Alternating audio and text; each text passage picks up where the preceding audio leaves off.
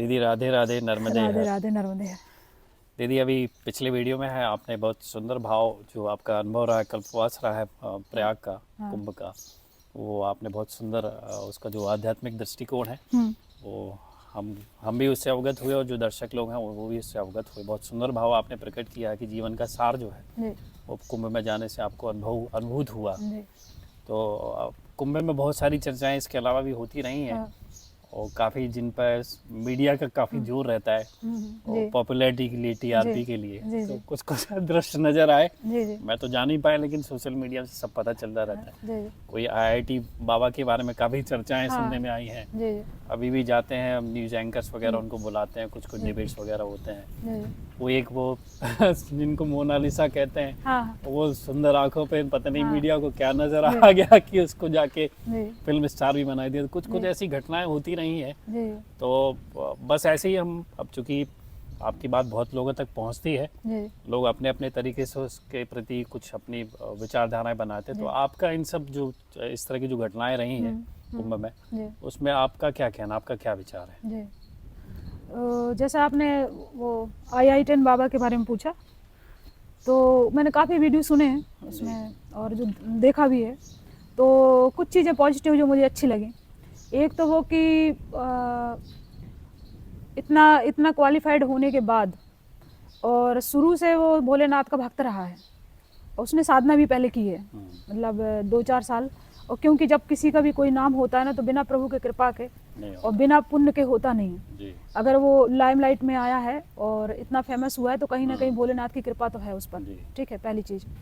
और दूसरी बात ये कि कोई व्यक्ति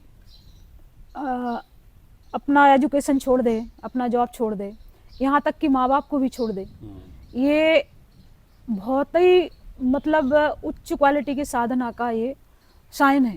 जी। क्योंकि हम अपने दूर के रिश्तेदार को नहीं छोड़ पाते हैं। सही बात तो ऐसा लगता है हमारे परिवार के भी कोई मेंबर को कुछ होता है तो हमारा मन दहल जाता है। और माँ बाप को तो कोई अभी भी अगर हमसे कोई बोले कि महीने में अगर एक बार हम अपनी माँ से ना मिले, उनकी खबर ना लें, तो ऐसा लगता है कि नहीं कुछ गुनाह हो रहा है। और अगर इस तरीके का वैराग्य किसी के अंदर आ गया है तो वाकई में वो सलूट करने लायक है। क्योंकि देखो होता कुछ नहीं है, सिर्फ ये कि जैसे ये एक भाव होता है कि उसने उस चीज़ को बोल दिया स्पष्टली कि मतलब जो भी उसके बचपन में घटा हो, मतलब माँ बाप का, तो उसको कुछ लोगों ने उसका इशू भी बना लिया कि भाई मतलब जो माँ बाप का नहीं हो सकता वो नहीं कर सकता है। जो व्यक्ति को सबकी चिंता है, जो ईश्वर से जो जुड़ गया, उसकी आत्मा अगर ईश्वर से कनेक्ट हो गई तो वो तो समझ लो ईश्वर के बराबर ही हो गई। तो ऐसा वो व्यक्ति जो दूसरे के ऊपर दया कर रहा हो, क्या उसको माँ बाप के अंदर दया नहीं आएगी? क्या माँ बाप के लिए दया नहीं आएगी? बिल्कुल है उसके अंदर दया। लेकिन जब हम भगवान से कनेक्ट होते हैं ना, और भगवान को जब हम सब कुछ समर्पित कर देते हैं, तो हमारी सारी चीजें, वो रामचरितमानस में कहा है, भगवान राम ने भी कहा है कि जब उन्होंने प्रश्न किया विभीषण ने और लक्ष्मण जी ने कि प्रभु लोग आपको क्यों नहीं प्राप्त कर पाते हैं, तो उन्होंने कहा कि सबकी ममता ताग बटोरी, मम पद मन ही बांध बर डोरी। कि आपकी जो ममता है, गुरु पितुमात बंद जो भी है, जो भी आपकी ममता है, वो जो मोह है, जो ममता है, जो लगाव है, उसको एक अपने मन रूपी धागा में पिरो के मेरे चरणों में बांध दो। तो हम उनकी ज्यादा अच्छे से देख रेख करेंगे, भगवान कर पाएगा, भगवान करेगा ना, है ना। तो जब हम उस माया को, मन को हटा लेंगे, तभी तो हमारी आत्मा भगवान से जुड़ पाएगी। तो उसने इतना बड़ा त्याग किया, इतना बड़ा वैराग्य किया। अब ये तो हम कहेंगे कि ये हमारे धर्म का, और धर्म में कुछ लोगों के अधर्म प्रकार की धारणा का ये दुर्भाग्य है कि अगर कोई ऐसा व्यक्ति एक आता है तो उसका सम्मान ना करने के लिए एक प्रतियोगिता शुरू कर देते हैं विद्वता में और उसके पीछे पड़ जाते हैं, पहली चीज।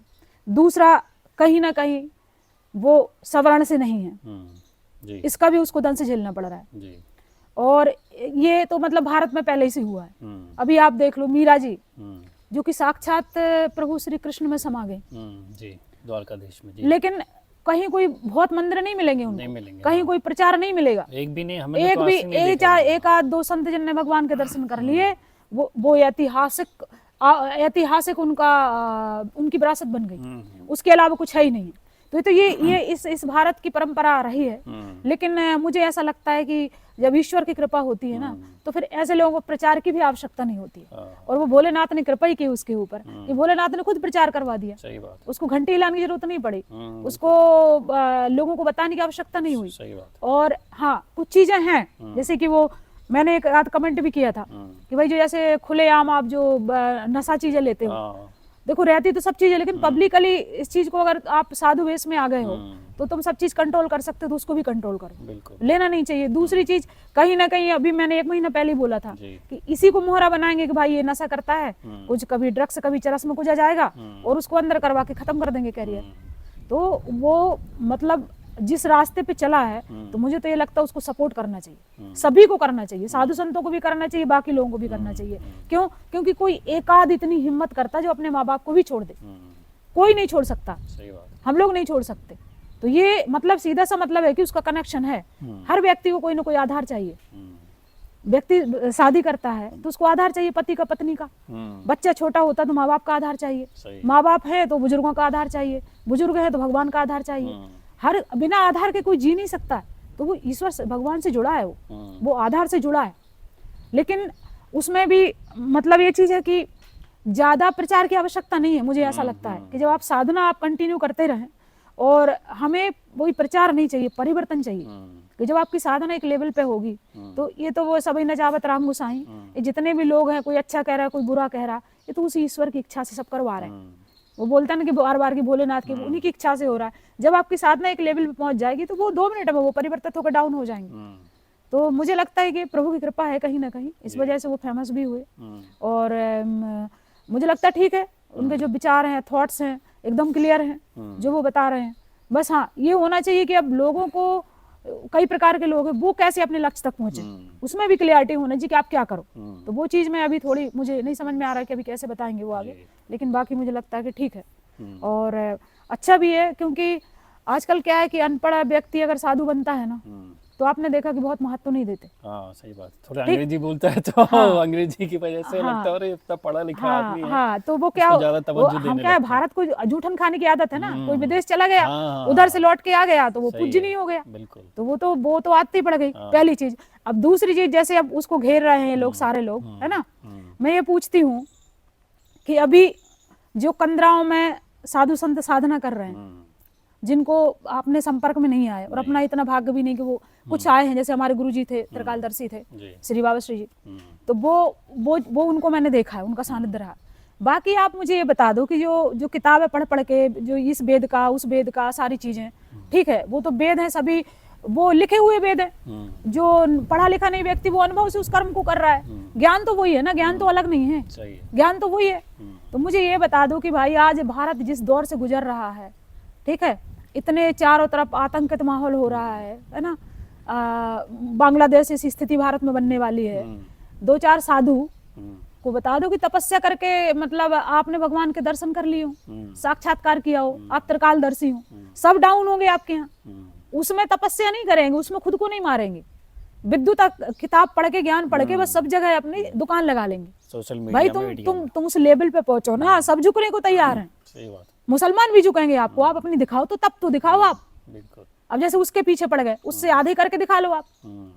अब ये वही तो बात है कि हम लोग अब ये बोले कोई उनको जा करके कि एक, चाहे कोई भी हो, जब आपने भगवान का साक्षात्कार ही नहीं किया।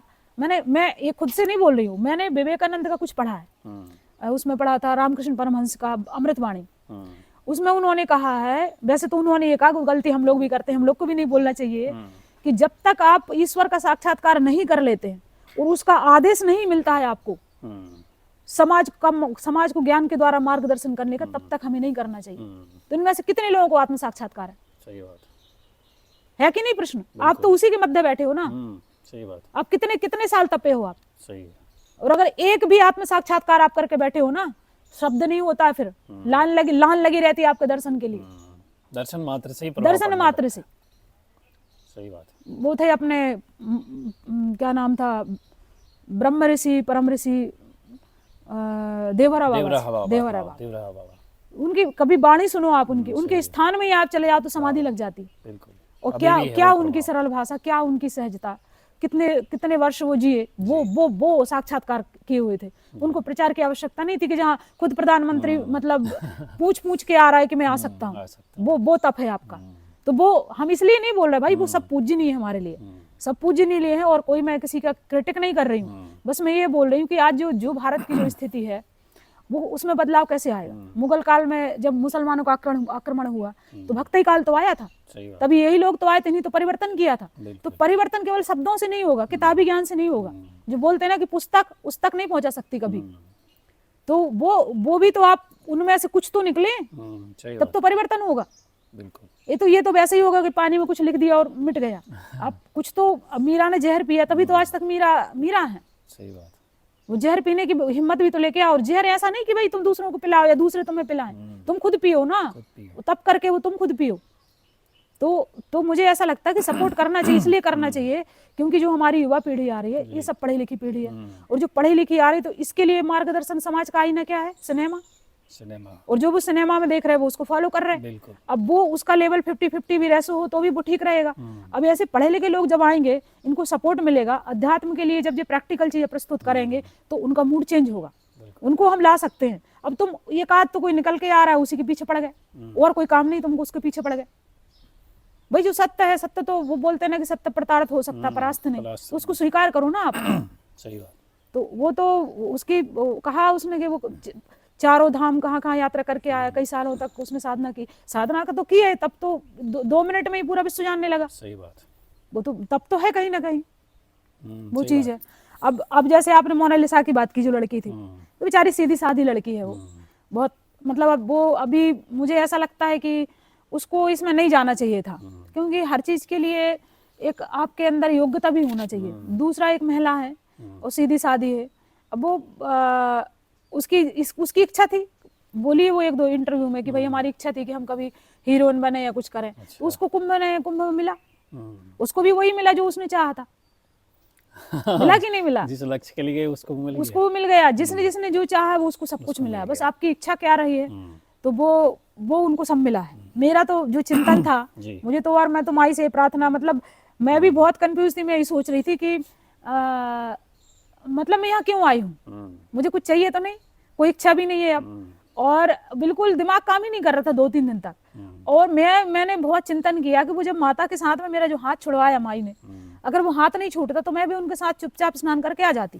लेकिन जो मैं भटकी, और भटकने के बाद 4 जगह जब भीड़ में फंसी, और भीड़ में फंसे होने के बाद में जब समझ लो कि प्राणों के बिल्कुल निकलने का वक्त आ गया और भगवान आकर के बचा के लाए, और उस समय मुझे ये सब जो दृश्य, क्योंकि हम लोग हमारा शरीर, हमारा मन ये इतना बदमाश है कि थोड़ी सी कोई चीज घटती है और हम उसको फिर बुला के आगे बढ़ जाते हैं। तो वो ज्यादा देर तक जब कोई कष्ट होता है ना, तो वो रियलिटी का उसका छाप बहुत दिन तक रहती है कि नहीं वो अब मतलब उधर, अब वो सब चीजें जो हैं, अब हमें इसमें समय बर्बाद नहीं करना, ना पैसे में, ना नेम में, ना फेम में।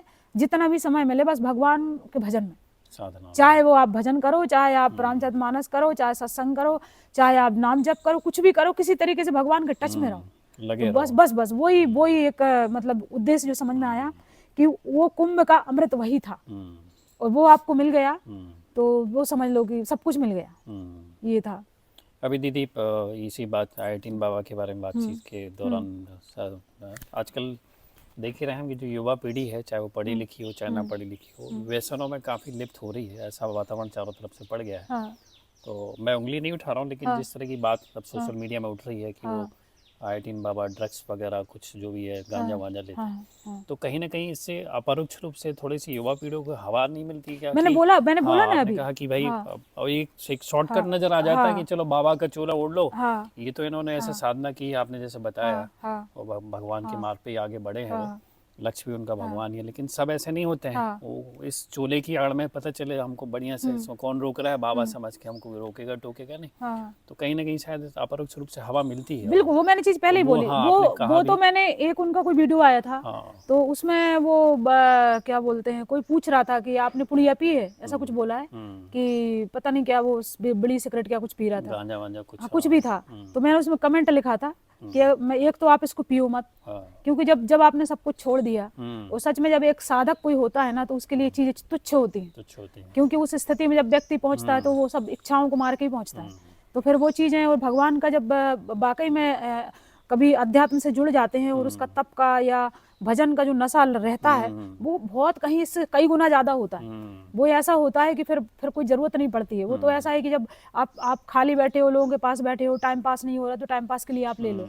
बाकी मुझे नहीं लगता कि भक्ति से आप जुड़ गए तो कुछ और चीज़ की ज़रूरत पड़ेगी। लेकिन आप अगर कर भी रहे हो तो भाई कुछ चीज़ मर्यादा में, आप खुलेआम आप मीडिया के सामने और आप स्क्रीन पे, तो वो मैंने 1 महीना पहले कमेंट में मुझे आभास हो जाता है। मैंने आपको बताया ना कि मुझे आभास हो जाता है। एक मुझे याद नहीं आ रहा कौन सी वीडियो में मैंने लिखा है, वो दिखेगा तो मैं बताऊंगी। मैंने उसमें लिखा था उनको कि आप जो है इसको मतलब इस तरीके से पब्लिकली आप शो मत कीजिए, otherwise you will grip in law and order. हाँ, उसमें मैंने लिखा था कि आप उसमें पकड़ में आ जाओगे, ट्रैप में। और ये मुझे पता है कि आप ड्रगर नहीं है, एडिक्टिव नहीं है, लेकिन उनको एक मुद्दा मिल जाएगा कि भाई तुम जो है ड्रग्स लेते हो और ये कानूनी अपराध है, तो तुम्हें वो हो ही गया, बिल्कुल वही चीज सामने आ गई। कहीं ना कहीं युवा भटक जाते हैं। हाँ, तो अभी उन्हें कहीं ना कहीं एक व्यवहारिक जो चीज है ना, लोगों का जो दिमाग है ना, कलयुगी दिमाग, वो अभी पूरी तरह से उससे परिचित नहीं है। क्योंकि नहीं तो वो है, क्योंकि अभी इनको जानते नहीं है भाई, इन्हें मतलब कोई भी अगर आगे आ रहा है इस तरीके का तो वो पता भी नहीं लगे आपको कहाँ गड़ा देंगे। और कहीं ना कहीं ये चीज़ ठीक होनी है, इसलिए मीडिया में आ जाती, ताकि वो क्रिटिसिज्म के माध्यम से जो आलोचना होने लगती है उससे वो चीज़ ठीक हो जाए, ठीक हो जाती, ठीक हो जाती, उसको ठीक कराते हैं। हाँ, लेकिन ये पब्लिकली तो मुझे लगता है ये बिल्कुल गलत है। और आप इतनी सारी चीजें आपने कंट्रोल की तो उसे भी करो कि जो आपने सही कहा कि बाकी युवा पीढ़ी को गलत मैसेज जाता है। मतलब उसमें समझ लो 10 लोग तो ऐसे जो चीज को समझ रहे हैं, लेकिन 90% लोग का वो कॉन्शियसनेस नहीं है, जो 90 उसका माध्यम बना लेंगे कि बाबा बन जाओ। हाँ, तो ये सब चीजें हो जाएंगी, उंगली नहीं उठाएगी, तो ये तो गलत है, बिल्कुल गलत है। ये चीज तो नहीं होना चाहिए, वो तो मैंने पहले भी बोला था, ये नहीं होना चाहिए। चलिए, तो कम से कम आपकी वाणी के माध्यम से लोगों को थोड़ा मार्गदर्शन मिलेगा कि ये भजन और अध्यात्म का रास्ता अलग चीज़ है, और भगवान का अध्यात्म का जब नशा आने लगता है तो ये जो तुच्छ जो नशे हैं, ड्रग्स रूपी, गांजा रूपी और भी अन्य, ये कहीं पर वो रस नहीं देते हैं जो युवा पीढ़ी समझती है कि उससे रस आता है। नहीं। तो बहुत बहुत धन्यवाद दीदी आपका। राधे राधे। नर्मदे।